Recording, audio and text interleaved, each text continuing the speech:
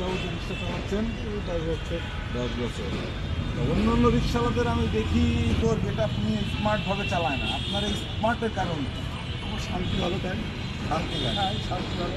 আমার এই যে সেফে থাকি, পরিষ্কার থাকি, বাইক পরিষ্কার থাকি। এতে স্বাচ্ছন্দ্য বোধ করে। হ্যাঁ, আমার ভালো লাগে।